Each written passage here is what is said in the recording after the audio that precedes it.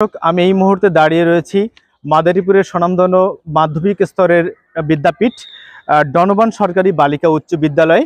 এখানে রয়েছে দুটি ভোট কেন্দ্র, একটি পুরুষ ভোট কেন্দ্র এবং একটি মহিলাদের ভোট কেন্দ্র। আমি দুটি ভোট কেন্দ্রেই ভিজিট করেছি এবং দুইজন প্রিজাইডিং অফিসারের সাথে কথা বলেছি। প্রথমত আমি পুরুষ ভোট কেন্দ্রের তথ্যগুলো আপনাদের জানিয়ে দিতে চাই। এখানে পুরুষ ভোট কেন্দ্রে মোট ভোটারের সংখ্যা রয়েছে 2515টি। এর মধ্যে 10টি বুথে এখানে ভোট গ্রহণ চলছে।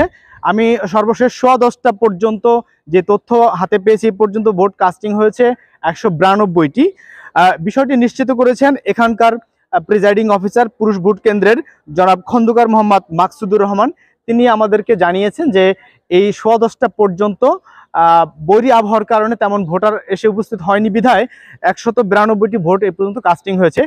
দর্শক জানিয়ে রাখি, এখানে আরেকটি ভোট কেন্দ্র রয়েছে যেটি হচ্ছে নারী ভোট কেন্দ্র, অর্থাৎ মহিলা ভোটারদের কেন্দ্র। সেখানে মোট ভোটারের সংখ্যা রয়েছে 2661 এবং বুথ সংখ্যা রয়েছে 7টি বুথে সকাল 8টা থেকে শুরু হয়ে এখনো পর্যন্ত ভোট চলছে। তবে বৈরী আবহাওয়ার কারণে এখানেও ভোটারের উপস্থিতি খুবই কম লক্ষ্য করা গেছে। এখানকার প্রিজাইডিং অফিসারের দায়িত্বে রয়েছেন জনাব মনিরুল ইসলাম। তিনি আমাকে জানিয়েছেন 10:15 পর্যন্ত এখানে 2661 ভোটারের মধ্যে কাস্টিং হয়েছে 172টি ভোট।